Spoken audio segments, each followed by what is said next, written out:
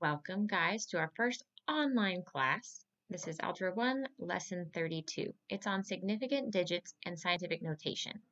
So hopefully you have done a lot of this already in your science classes, and Miss Leslie's been a great teacher, and so you won't have any problems with this, and you'll say, yay, what an easy algebra lesson.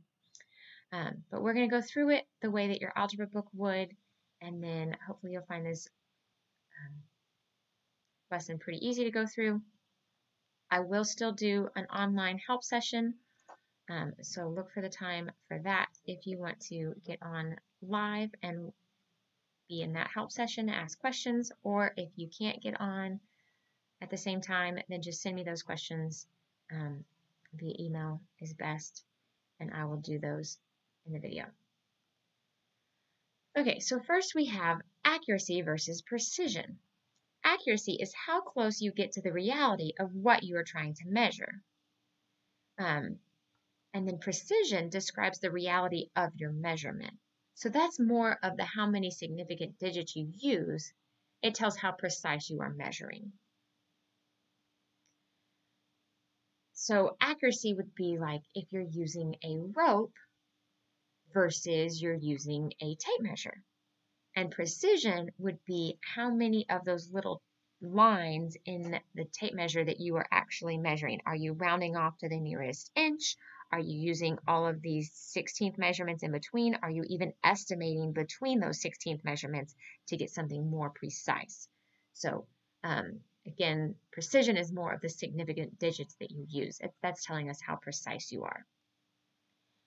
Note that numbers that are not measurements but are absolute specific numbers are not treated the same way as the significant digits. So if I measure my phone as 5.42 inches, but then I say I'm holding 3 phones and I wanted to multiply the total length, the 3 is a whole number.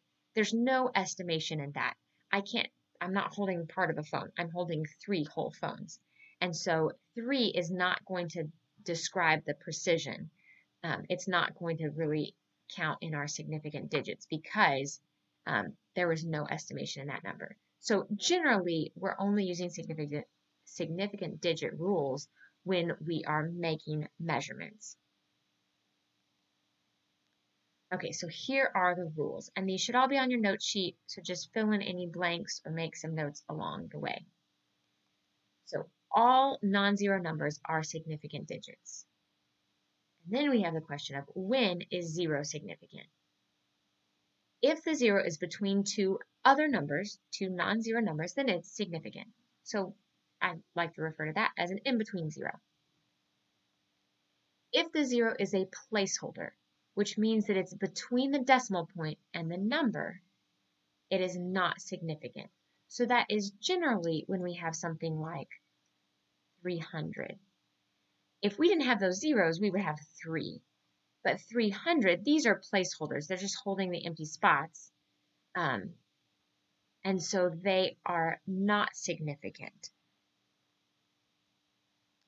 They are really leading zeros also would be the same. So if I say I have 0040, so I have 40 cups of water, or I've measured it as 40 cups.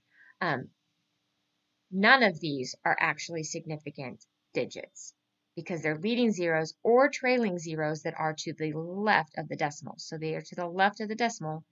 These zeros are to the left of the decimal. Or any leading zeros. So if I have 0.006, this still only has one significant digit. These are leading zeros. So leading zeros are never significant, and trailing zeros that are on the left side of the decimal are not significant. I know it might sound a little confusing the way that I'm writing it, but I think you guys understand this. You've been doing it before in your science classes, and then we'll get some practice too. If the 0 is to the right of the decimal point and it is expressing precision, it is significant. So that would be trailing zeros on the right side of the decimal. So here, these two numbers are not significant. The 6 is, and then if I add more zeros, these are trailing zeros on the right side of the decimal, and they are significant. So here's a little picture to recap some of that. These are leading zeros. They are not significant. So not significant here. An in-between zero is significant. And then a trailing zero on the right side of the decimal is significant. All these non-zero numbers are also significant. And so here we would say this has 1, 2, 3, 4, 5 significant figures. So it has 5 sig figs, as we like to abbreviate it. So let's take some practice now. How many significant digits are in each number? Here. This one should be pretty easy. None of these are zeros, so they are all significant. So this is 3 sig figs on this one. What about this number? 30,498.4. There's 1 0, but it's an in-between zero, so it counts. So we have 1, 2, 3, 4, 5, 6. We have 6 significant figures in this one. All right, what about this one? These are leading zeros, and so they do not count. Leading zeros are never significant, either side of the decimal. So leading zeros are never significant. This zero is in between, so it does count. So we have 1, 2, 3, 4, 5 significant figures.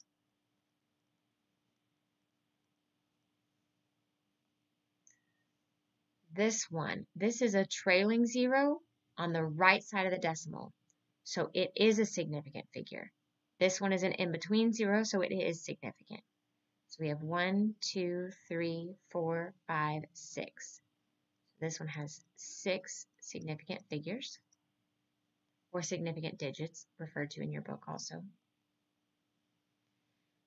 This one, these are trailing zeros on the left side of the decimal. The decimal would be right here, but we don't have one. So these are trailing zeros on the left side of the decimal, so they do not count.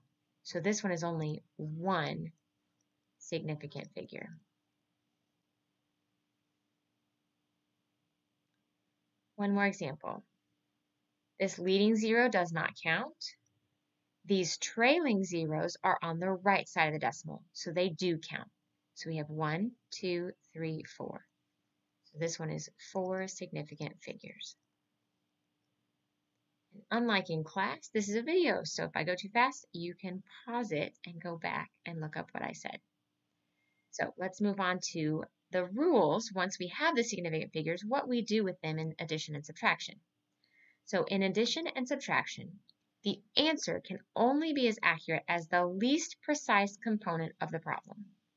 In other words, you go to the last place value that is in both numbers. So when I add this number right here, and I want to express it in significant figures, how am I going to do that? So first I got to line it up and add it together, and I did not do this ahead of time, so hopefully I don't mess up. 3, 4, 5, 7. So I always line up the decimals in addition and subtraction. I'm going to add some zeros for the ones I don't have. I'm going to add up 7, 5, 9, 7, 9. Oh, good, I didn't mess up. Now, I was saying I can only be as accurate as the least precise component. So this one has more significant figures out here, and this one has less. So this is my least precise, and I'm going to the hundredths place here. This one also goes to the hundredths place, but it goes further. So I know now that I can go to the hundredths place. So I want to round to this place. I look to the number on the side of it, and 5 is going to have me round up. So in this case, I'm going to round all the way to 79. I'm going to round to 80. And I'm going to keep that 0 on there because that tells me that I have the significant figure all the way to the hundredths place. So my final answer should look like that. All right, next one, 23,965 plus 300. So write this one, add it up. 9 and 3 is 12. Now, even though this has only one significant figure, I have to go to what place value is it in? It's in the hundreds place. So I'm going to round this number to the hundreds place because that was the precision that this was given, to the hundreds place. So we really go to the last place value that's in both numbers. This one that was significant was in the hundreds. So this one I can only round to the hundreds. Okay, so this one is what we're looking at. The 6 next to it makes it round up. So our answer would be 24,300.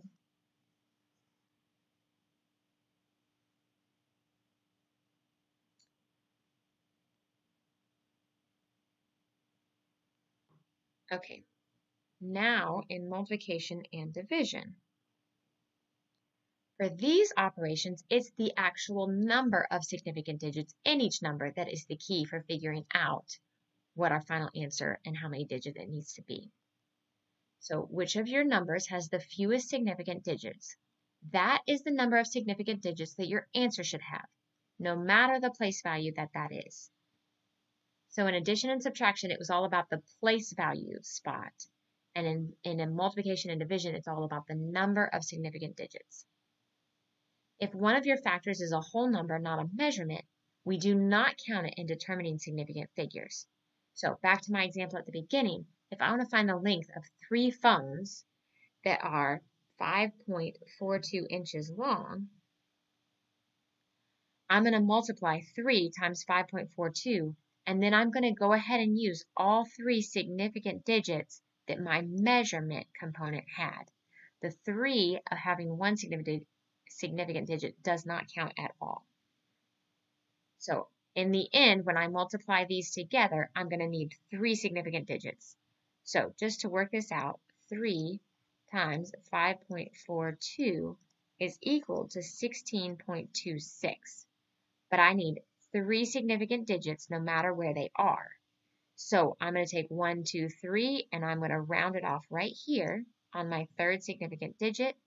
The 6 makes the 2 round up, so my final answer would be 16.3 inches. All right, let's look at some more examples of how that works. All right, we're going to use significant digits to answer this question. 363,000 divided by 24. So if I put that, I'm going to use a calculator here. The numbers in your book should not be that bad. But if I put this in your calculator, I get 15,125. I know, I hate to say the word calculator because then you think you can use it, but the numbers that you should be working out in your homework shouldn't be that bad. This is what the answer I get. But now I need to go, how many significant figures does this one have? It has 3. These are all trailing zeros on the left side of the decimal, so they do not count. So there's 3 sig figs in this one. And 24 right here just has 2 significant figures. So remember, in multiplication and division, I told you we have to go with the least number of significant figures. So I need to round my answer to 2 significant figures. So I'm only going to take these 2. I'm going to look at the next one. The 1 makes it stay even. So my final answer should be 15,000. And that's it. Next example, let's use significant figures to answer 3,625 times 0.25. Okay, so my answer there, when I work it out, is 906.25. Now I have to figure out how many significant digits do I need to round this to. This number has 1, 2, 3, 4. So it has 4 significant figures. And this one, the leading 0 never counts, has 2 significant figures. So in multiplication and division, I use just the least number of significant figures, 2. So I need to round this to just 2 significant figures. So here's where I'm rounding. I look at the next number over. The 6 makes it round up. So my answer is 91, and then I do need the placeholder here because it's 910. I no longer need a decimal out here because I have to round to just 2 significant figures. So I don't need a decimal at all. I know that algebra book doesn't cover it, but I believe science books do. If I were to write 910 with a decimal, that now this means that this is no longer a trailing zero on the left side. It is a significant figure because I put that decimal there. It really is only needed when the unit place is a zero. But just to let everybody know, oh, no, I didn't actually want 3 significant figures, then I would put a decimal. This is not the case. This one is 2. This decimal would make that 3 significant figures. So in our case, it's 910, just 2 significant figures. But if you ever were to see that decimal, that would make that a significant figure. Again, not in our algebra book, but I know it's in your science books, so just wanted to point that out. Okay, last part of the lesson is on scientific notation. So scientific notation is used in science to solve equations with very small or very large numbers, otherwise called numbers with lots of zeros. It's very similar to expanded notation, which I know in Matthew C they go through a lot in those earlier books. If you haven't always been in Matthew C, then you may not have seen this before, but maybe you have. So expanded notation is if we were to write 85 million, we could say that 85 million is equal to 8 times 10 million plus 5 times 1 million. So if I were to do that right here, it would look like 80 million plus 5 million, and then we add those together and you get 85 million, right? So this is expanded notation. Well, we kind of take that and we write it in exponential notation. It would look like this. 8 times 10 with 7 zeros. So this is 10 with 7 zeros on it, plus 5 times 10 to the 6th. So remember 10 to the 6th is just 1 with 6 zeros. 10 to the 7 is 1 with 7 zeros. Okay, just to reiterate, maybe if you don't remember this, 10 squared is the same thing as 10 times 10. 10 times 10 is going to be 100. There are 2 zeros. 10 squared gives me 2 zeros. So I always think of that exponent with the 10, only on tens, as telling me how many zeros after the 1. Okay, so if I were to write expanded notation, I write it out like this. I could write an exponential notation, then I don't have to write all the zeros. I can just put times 10 to the 7, so 8 with 7 zeros after it, 5 with 6 zeros after it, and add them together. So in scientific notation, we pretty much take the exponential notation and we just use decimals to write it all together. So we want 10 with 7 zeros, and how do we put the 5 in there? Well, we just move it over so that it's got 1 decimal place over, and it would be 8.5 times 10 to the 7th. So one way that I like to do this, the 8 is always going to come, anything right here in front of the decimal, I write. And then I need the next one, but I'm going to go ahead and count it as I write out my zeros. So 8 with 7 zeros, but 5 is going to be my first 0 spot. So I write the 8, and then I write 1, 2, 3, 4, 5, 6, 7 spots after the 8. So after the 8, I need 7 more spots. So that's 7 tells me how many spots over. So I write a 5 for one of the spots, and then I just write zeros. So 8, 1, 2, 3, 4, 5, 6, 7. Now I can go back and write my commas, and this is the same number that I started with. Okay, so here are 8.5 times 10 to the 7th. This is in scientific notation. Both notation. I cannot talk and write at the same time. Okay, so the 8 and the 5 are both significant digits. They are called the mantissa. I don't know that it's super important, but it helps anyway. So when we're talking about it, in scientific notation, we'd say The 8 and 5 are significant digits. Those are all part of the mantissa. And then the exponent is 7. It is called the characteristic. With scientific notation, you will only have one number in the units place. All the other significant digits will be in the decimal. We can move the decimal from the original number to the scientific notation number by multiplying by 10 with an exponent. Our positive numbers in the exponent are for really big numbers. So this was a big number. 85 million is going to give me a positive exponent. If there's a negative exponent, that means it was a really tiny number. We're moving the decimal spot the other direction. Okay, hopefully you've had experience with this. But let's do a little bit more. Let's just write some numbers in scientific notation. So if we have 34,000, I know that I'm going to write the mantissa as 3.4. But then what is my exponent? Times 10 to the what? I can think about moving the decimal place over from here, 1, 2, 3, 4. So 4 hops, and it will be in between the 3 and the 4 where I want it. We could also think about, I write the 3, and then how many more places are there? 1, 2, 3, 4 places before I get to the decimal. So either way you want to think of it, this in scientific notation would be 3.4 times 10 to the 4th. Now let's try a little bigger one. What about 305 million? I know that I want these in my mantissa. So 3.05. And then I know I have times 10. And then what is my characteristic? What is my exponent?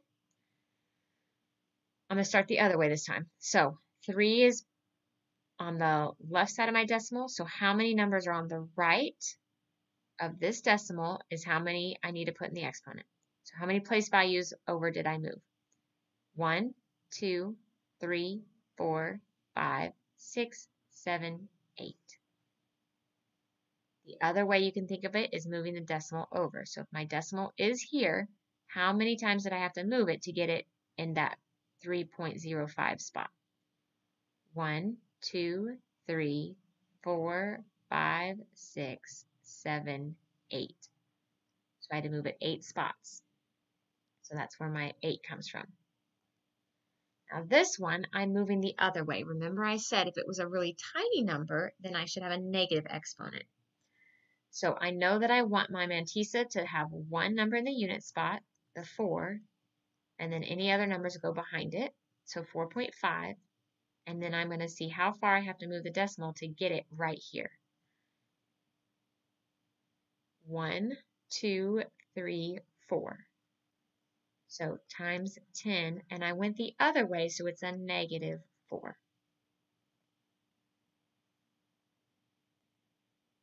All right, what about this one?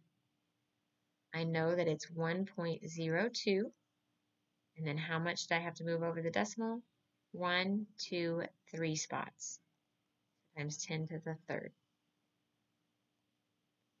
This one, I might count my decimals. Well, no, I know that it's going to be 2.78 for my mantissa, 2.78, and I know that it's going to be a negative decimal because it's a really tiny number. So how far from this original decimal to the spot to where I want it to be? 1, 2, 3, 4, 5, 6, 7, 8. So the negative 8 is my exponent.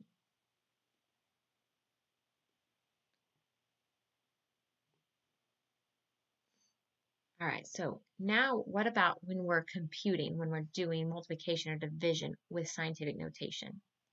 Well, let's look at how every number is actually multiplied together. So we could just use our commutative property to solve. For example 7.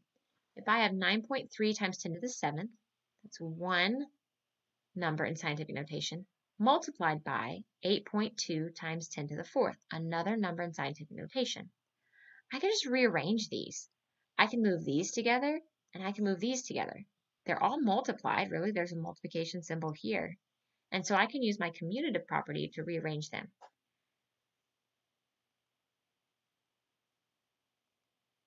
Here, I've rearranged it. It's really the same as 9.3 times 8.2. and 10 to the 7th times 10 to the 4th. Remember, when I have exponential numbers multiplied together, if the base is the same, the 10 is the same, then all I do is add my exponents together.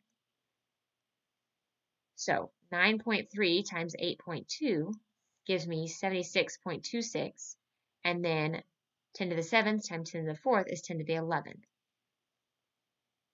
Now this is almost scientific notation, but remember, in scientific notation I can only have one number on the left side of the decimal. So I now have to change to only one number in front of the decimal. So from here, I'm going to move that decimal spot over 1, which means I need to multiply by another 10, right? So it's really 7.626 times the first 10, the 110 I moved it over. So this part is this part right here, times 10 to the 11th. So now I'm going to do this, 10 to the 1 times 10 to the 11 is 10 to the 12. So final answer right here is 7.626 times 10 to the 12th. Do you need to write all this out when you do it? No. Hopefully you can just do these part in your head and this part and then move the decimal over if you need to. You shouldn't have to write it all out. So these really made it look longer than it is. The last thing I have to do is take into account how many significant digits. What should my final answer be if I was really taking into account significant digits? Remember, when I multiply, I just take the lowest number of significant figures that either of the numbers have. This one has 2 sig figs. This one has 2 sig figs. So my answer should only have 2 significant figures. So I need to round. The 2 keeps it even. So it's 7.6 times 10 to the 12th as my final answer with significant digits.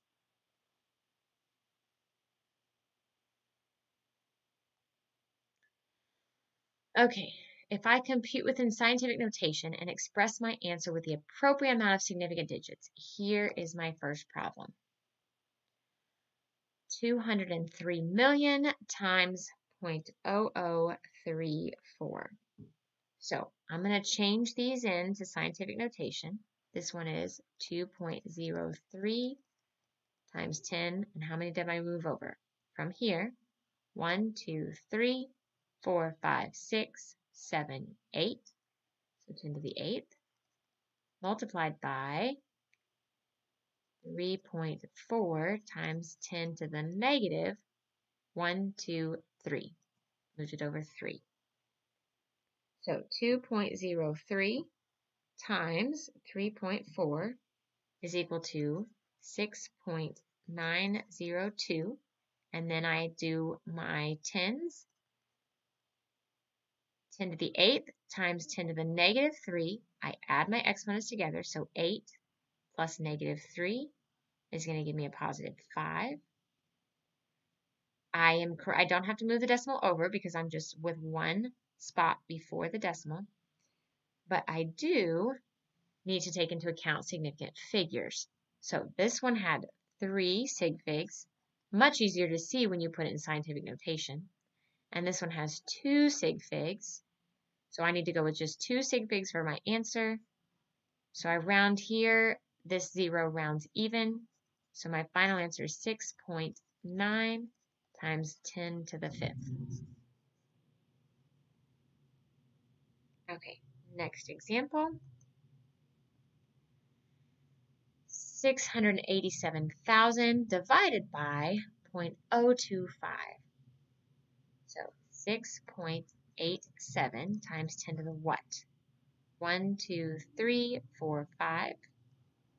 And then divided by 2.5 times 10 to the 1, 2, negative 2. So if I were to kind of rearrange this, I'd be 6.87 divided by 2.5 times 10 to the 5th divided by 10 to the negative 2. So here, to move this one up, I'm actually going to change this sign, right? So right here, this fraction would become 10 to the 5th times 10 to the 2nd So over here, it's going to be 10 to the 7th. And now 6.87 divided by 2.5 is 2.748 times 10 to the 7th.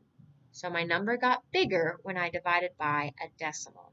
So big number divided by tiny number actually makes a bigger number. Now I'm in 10 to the 7th. I then need to look at significant figures. This one has 3. This one has 2. So I need to round mine to 2. The 4 makes it round even. So final answer would be 2.7 times 10 to the 7th.